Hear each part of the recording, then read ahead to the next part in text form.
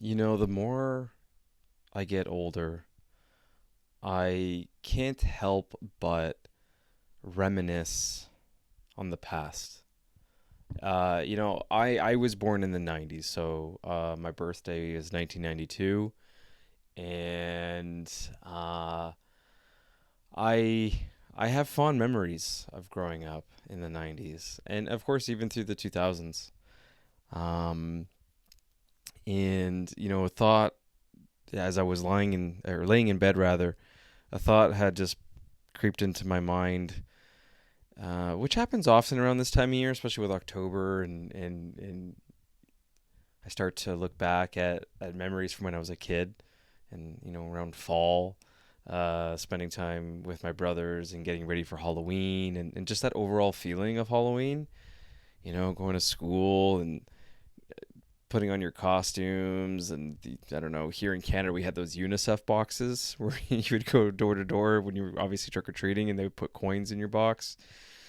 And as we're approaching Halloween, I just get those kind of warm feelings of what it was when when we were kids, or when I was a kid.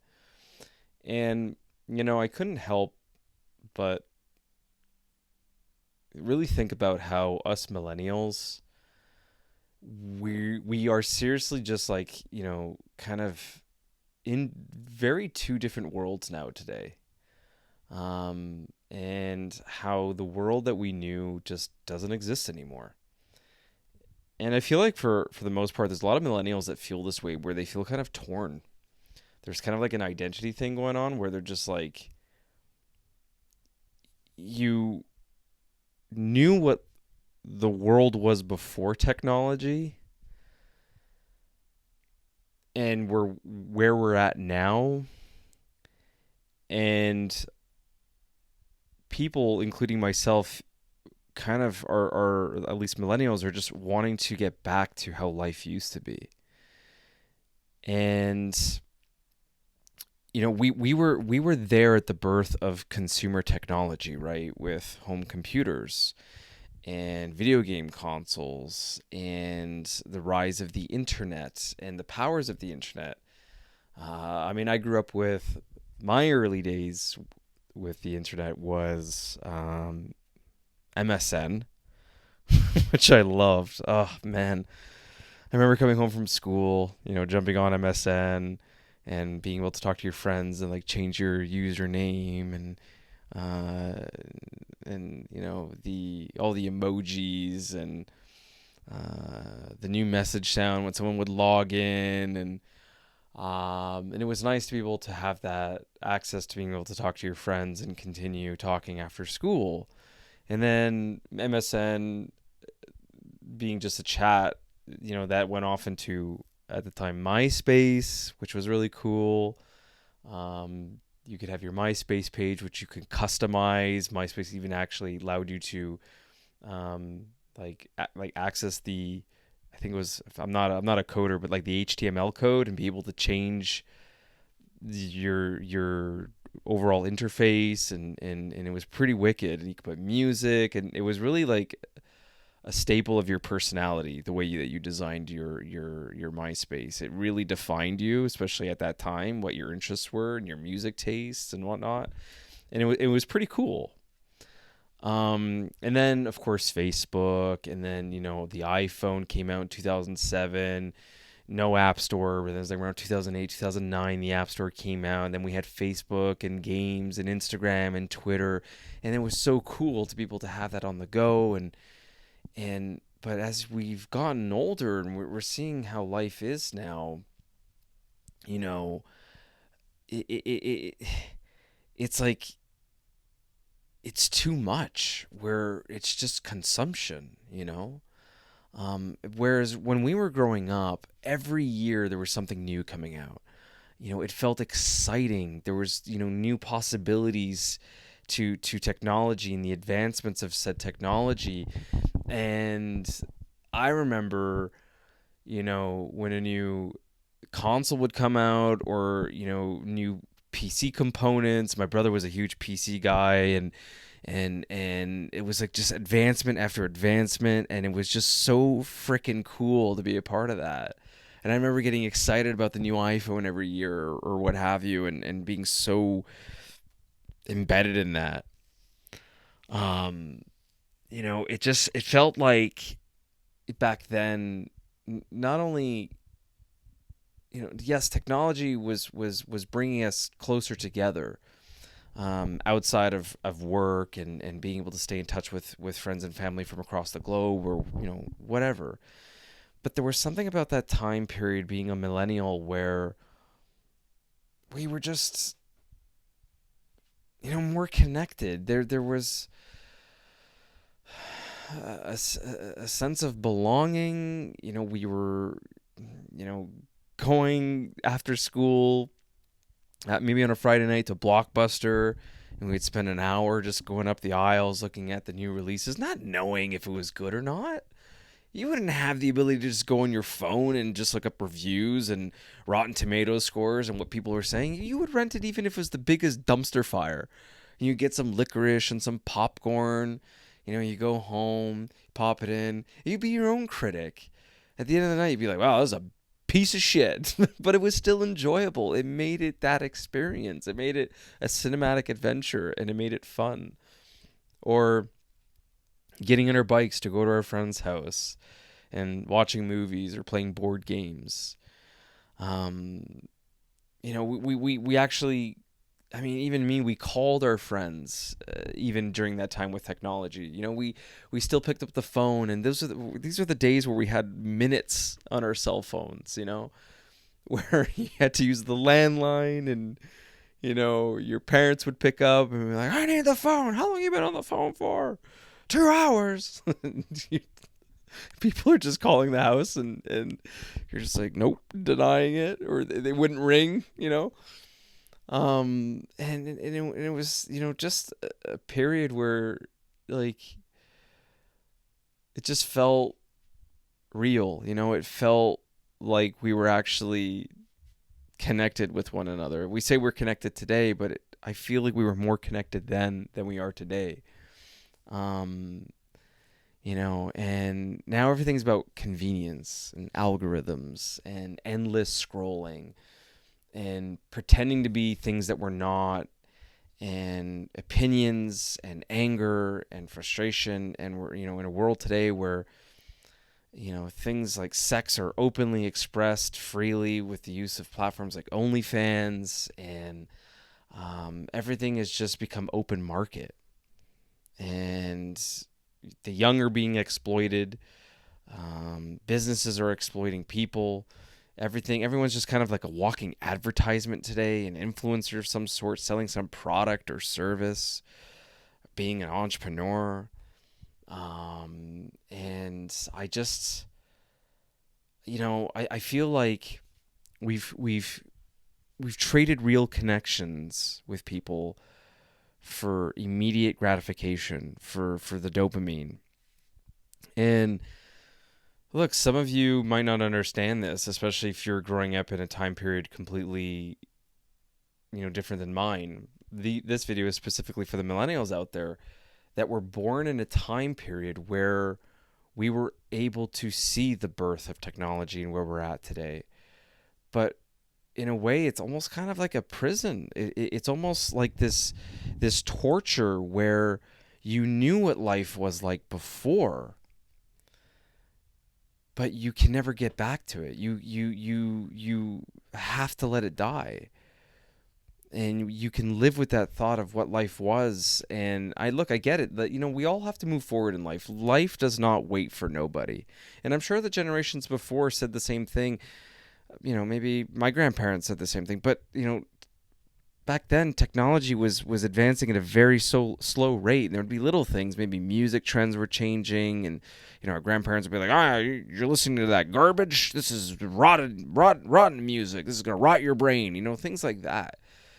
But now today, it's like everything is brain rot. Everything is slowly killing us. And there's enough psychological evidence, psychology to support that our phones are slowly decaying our ability to communicate effectively and to think on our own and have the free will and the creative part of our brains, especially for the younger generations. And that's the thing, the younger generations will never know what it's like growing up without technology, not growing up surrounded by that, and what life was before, just picking up the phone and not being connected all the time, not scrolling on your phones all the time.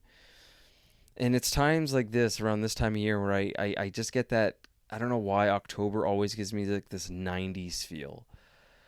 The leaves. I remember, school, and as I mentioned when I started this video, and I don't know why, it's every year this is that feeling that I get. Thanksgiving, and I remember in particular one of my fondest memories was one of our biggest Thanksgiving, and I think Half-Life 1 just came out. And I remember playing Half-Life, and I was so like obsessed with it. Like, I thought it was so cool. And then Half-Life Blue Shift came out, and Half-Life Opposing Force, and I remember just loving and playing The Sims and Roller Coaster Tycoon and all these. And I still have the original discs on top of it for those games. I've kept them.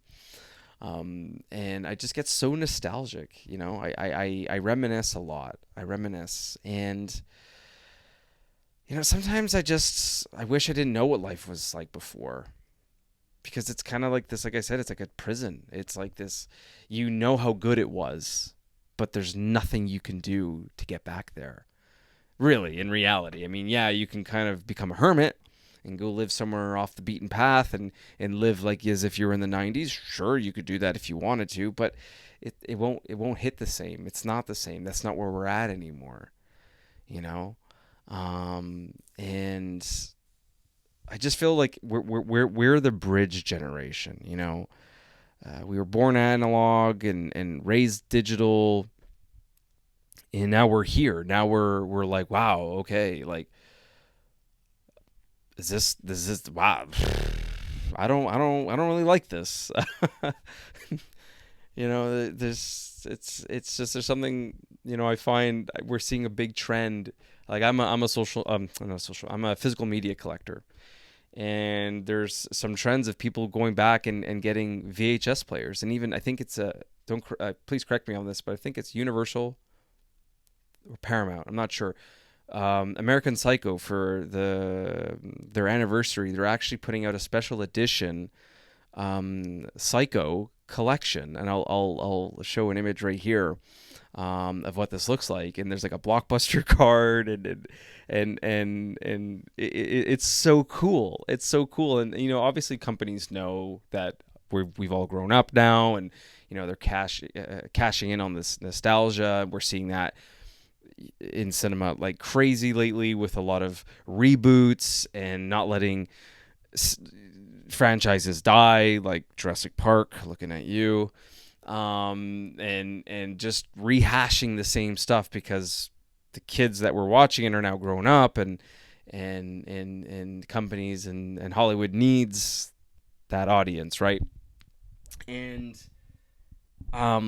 it's just it makes me sad. It makes me sad when you look back at that what life used to be like, and you get that kind of warm fuzzy feeling inside of what life used to be like. And that's why I watch a lot of older movies now, and I'm not even getting into this whole modern gaming stuff anymore, because I'm actually just really enjoying playing retro games and getting back to those and what quality actually meant. I don't know. That's why I say it's both a blessing and a curse. I think it's amazing that we get to see the advancements of technology and use it, like ChatGPT, and the continuous advancements that we will make. But it's also very scary, because with AI and what the world will be like in 20 years, I'm actually very, very scared if I ever make it there.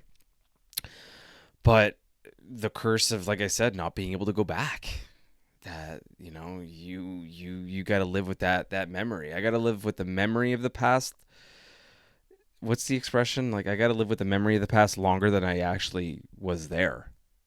That's what's crazy about it. Like, I have to take that now forever with me, longer than I actually lived during that period. And it's kind of sad.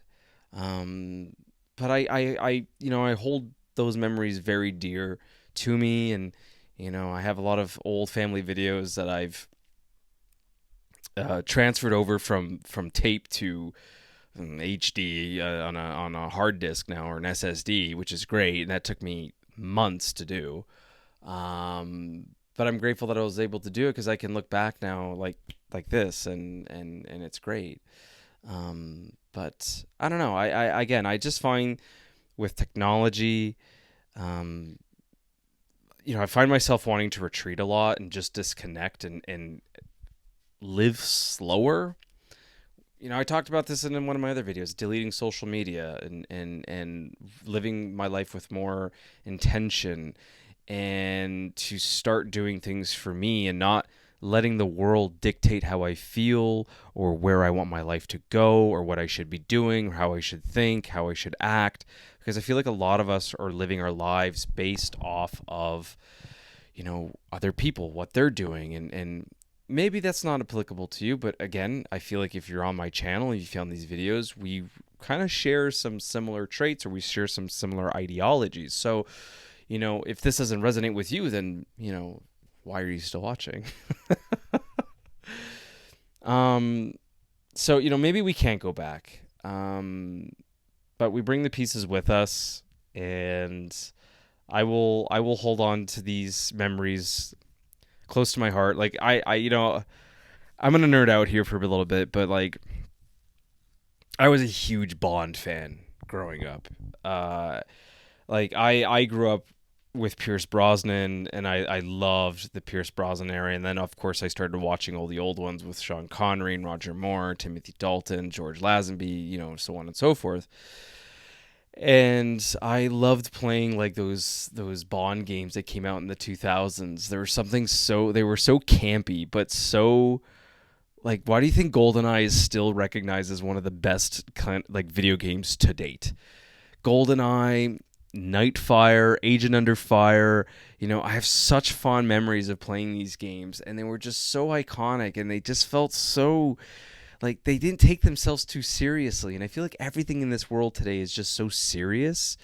And like I go back and I play these games, and like I said, they're just so campy and cringy, but they're fun and they're exciting. And you reminisce, you look back at those times, you're like, man, like things were so good. Like, in terms of the quality, I guess. Like, look, maybe I'll get people being like, oh, life's never been easy, life's always been difficult, life's always been but yeah, okay, yes, I'm just talking about how what it was in the 90s and in the 2000s, and how things just felt. Like, I feel like that was just peak. It's really peak in our humanity. Just everything just felt good, everything felt fun, everything felt bright, and yeah, I look back at like Windows XP, which was GOAT, and then Windows Vista. What's funny? Because Windows Vista was a piece of shit, but now people look back and you're like, Vista. It was like, you kind of look back at it with fond memories now, compared to what we have today. And the arrow effect and whatnot. But I just think that, for me, I definitely live with crippling nostalgia, for sure. I do. There's no doubt about it. I carry a heavy weight on my shoulders when I look back, and I see, my brother's getting older, and my parents getting older. And I've lost grandparents, and this is the part of life where, as famously said in Indiana Jones and the Kingdom of the Crystal Skull, we're at the point in life where life stops giving things and it starts taking things. Seem to have reached the age where life stops giving us things and starts taking them away.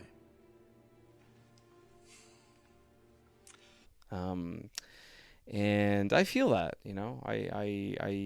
I am getting older, and I'm wiser, for sure, and I've learned a lot about myself and who I am and who I've become. But I honestly hold those memories from when I was a kid very dear to me, and I'm grateful for them. But again, I find it it's tough. It's tough some days, and I try not to live too much in the past.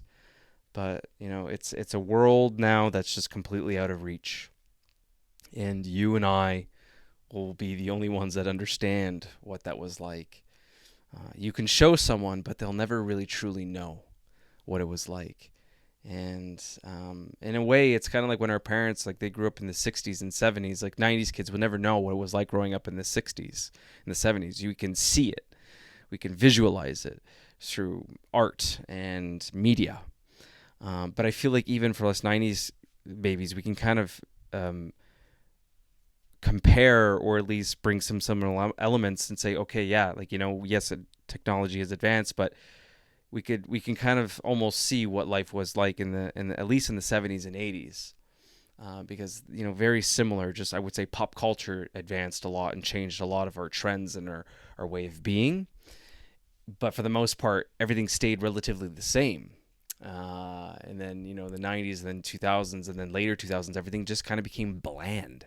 Everything just kind of became similar, and we're still progressing in that route where, you go back 20 years, like I don't want to say 20 years, but you go back 15 years ago.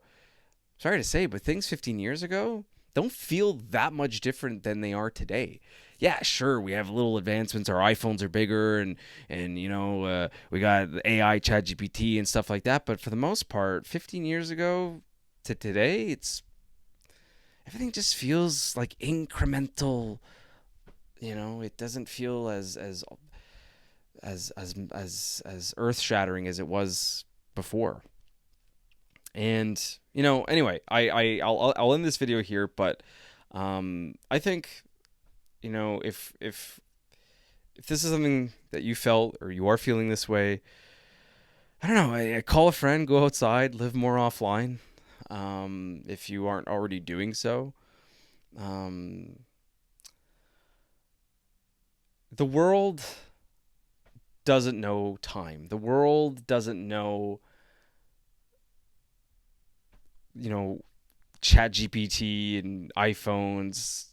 The world, the wind, the sun, the earth is the same as it was, more or less global warming, but it's the same as it was 30, 40 years ago. So, yeah, the world we miss still, in a way, exists, um, just not on our screens.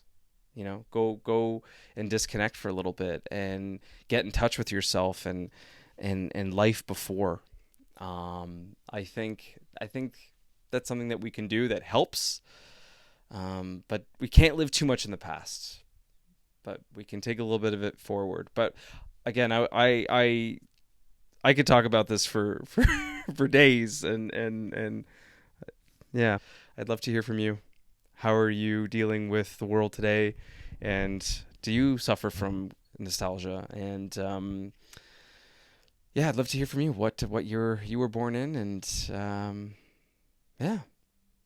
If you like this video, consider smashing that like button, leaving a comment down below, and of course, as always, subscribing to the channel, as this will push the algorithms, and the YouTube gods will do their thing, and my videos and future videos will be pushed out to other people, such as yourself, looking for similar content. That is it for tonight.